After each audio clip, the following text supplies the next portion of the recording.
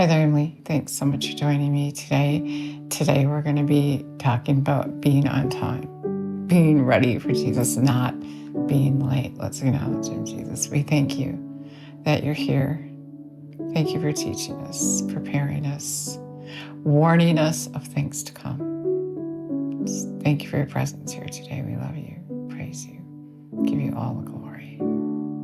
Jesus said in Matthew 25, "Then the kingdom of heaven shall be likened to 10 virgins who took their lamps and went to meet the bridegroom.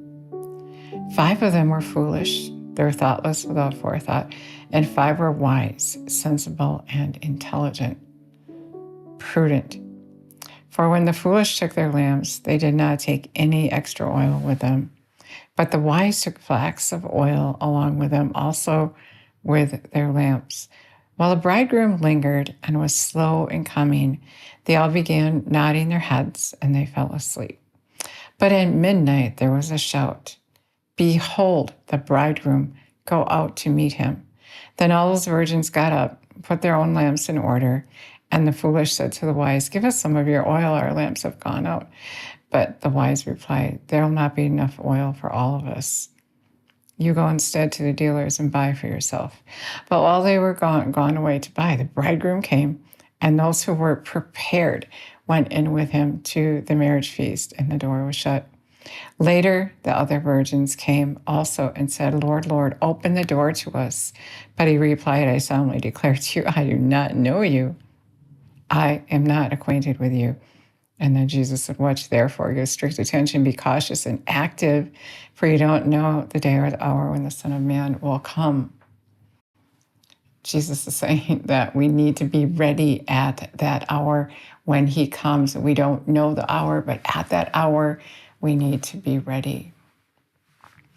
I was walking on the boardwalk one day and I asked him, I said, "Jesus, where have my blessings gone? I just wrote a book. You might have heard this before. Jesus just wants me to reiterate. He's warning us and also catching me up to where I need to be." So I was walking on the boardwalk and I just finished a book. I was excited and it was summer and I wasn't really paying attention to my assignment. Jesus asked me to go for him and I said yes. But after I wrote the book, I just stopped. And I was to be doing videos and I stopped doing videos. I had all kinds of excuses. I didn't like doing videos. I kind of hid my videos here and there because of the enemy telling me I wasn't good enough.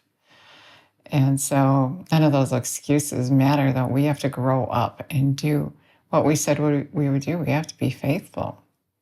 Anyway, I was walking on the boardwalk and I was asking him that, and he said, "If you really want to know, meet me here at this bench tomorrow morning at 6 o'clock. It was audible. It was scary. And I hadn't been corrected so sternly before. And I knew this was going to be a correction because of the way he spoke to me. I was late. I got there in the morning. I was like 20 minutes late. And I was searching up and down, frantically up and down the boardwalk, looking for that bench. I didn't know which one it was. I couldn't remember. And then I heard him speak to me. He said, "I knew you'd be here and I knew you'd be late. Go get your shoes and we'll walk and we'll talk." And he started to tell me I was like one of these 5 foolish bridesmaids. They weren't ready. And it's as simple as that. The 5 foolish ones were the ones that weren't ready for Jesus at any time that he would come. They weren't ready. And I wasn't ready because I hadn't fulfilled my assignment. In fact, I was on a long vacation. I was not doing what he told me to do. And of course, then yes, my blessings ran out, because your blessings come as you utilize that gift that you have. When you're doing the work he called you to do, that is when you're going to be provided for.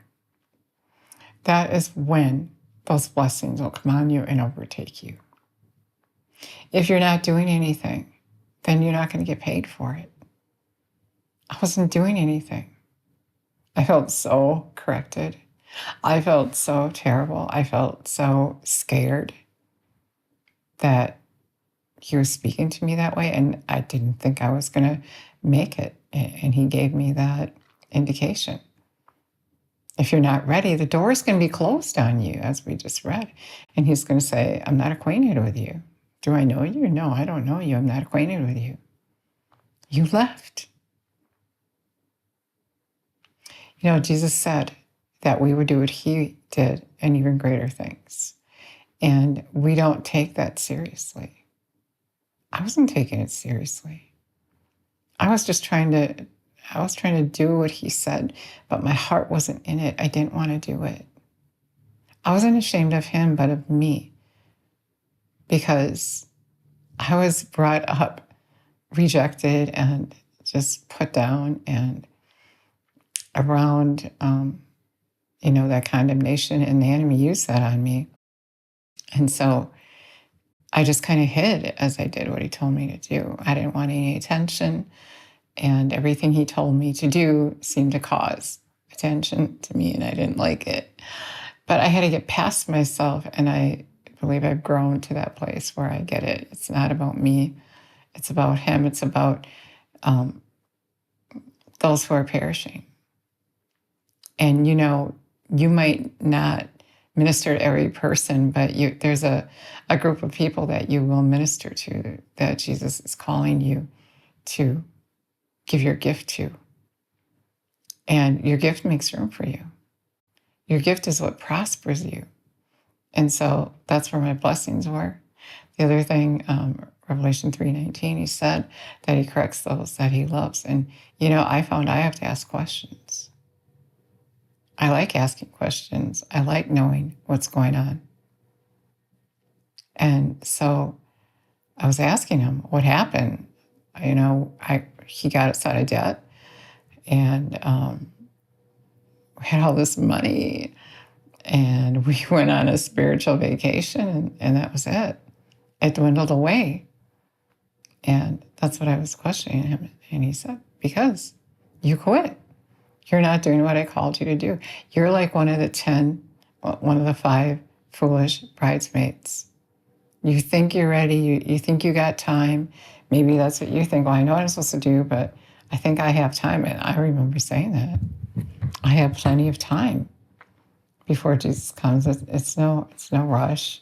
I have all these assignments, and I know he can't be coming very soon because I have all this stuff to do.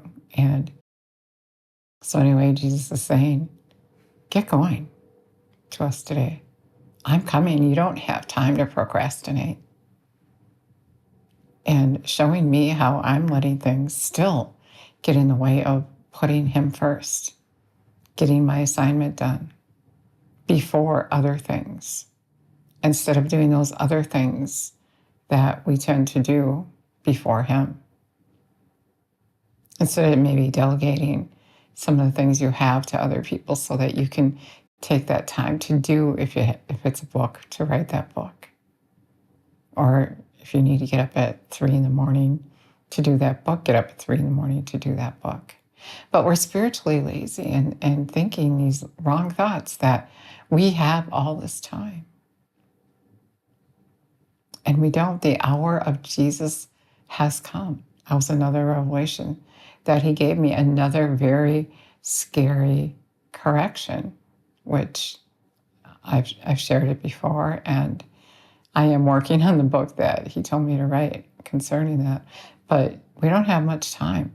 And, if you got, 10 books on your list, or, you have to start a worldwide ministry, that doesn't leave you a lot of time if you're going to just, sit back and think, well, I'll get there when I get there. I have all this stuff to do first. And Jesus was very stern in his correction. I remember just feeling very, very bad. And I got on my horse and I started doing what he told me to do, even though my circumstances weren't great. And as I said, you might have heard this before, but we got to hear it again and again. Otherwise we forget. Jesus said, pay attention to what you hear. We have to sit at his feet every day and say, correct me. Show me where I'm lacking. Keep telling me I'm late if I'm late. I already know I'm still late. And I'm asking him to help me with that. And the other thing, part of the reasons that we're late are things like worrying about our life, what we're going to eat, what we're going to drink, what we're going to wear, having strongholds, that the enemy uses to hold us back. Having that wrong mindset that I'm not good enough, I can't do that. I don't want anyone to look at me. I used to hide behind my mom's legs, and I didn't want to be looked at. I remember my brother doing the same thing. Him and I hid behind our legs. We didn't want to be looked at. So, Lord, I don't want to get in front of a camera. I don't want to do this. I don't like it. And I don't even know how to do what I'm doing. I just depend on him. And he does it through me. And we have to get to the place where we're not letting the enemy control us with those lies, and just know it's not about us. It's about him. Whatever he's called you to do, he seriously is expecting you to do it. He values you and what he's calling you to do. It's a part of his plan for the kingdom, for people to be saved, to know the truth. You are a part of his plan. If you agreed, and I agreed years ago, he said, will you go for me? Will you do this? I said, okay, but I haven't been doing it. What are you doing about what he said to do? Are you doing it? What is keeping you from doing it? He's saying, what is keeping you from doing it? Everything we do is by faith. And so we have to step out in faith and do that thing that he's asking us to do. You can't wait for him to come first and make it happen. You have to make it happen by following those instructions that he gave you. When you do those instructions, he will make the way for you. He'll be on the other side saying, come on. You might not have the money to do what he's calling you to do. You might not have all the perfect things that you'd like to have doing what he's calling you to do, but just taking it one step at a time and doing what he said, he will provide for you what you need. So that's the word I have for you today. Stay doing what he told you to do. Be faithful. Sometimes it doesn't seem like anything's happening and you're doing it and nothing's happening. That's another reason that you want to just say, forget it. I must not have heard him. And the enemy will encourage that kind of thinking, but you need to just keep going and keep going, because he will come through for you. He will confirm that you are where you need to be. We need to be faithful to him. We need to care about what he cares about. And it's not his will that even one should perish.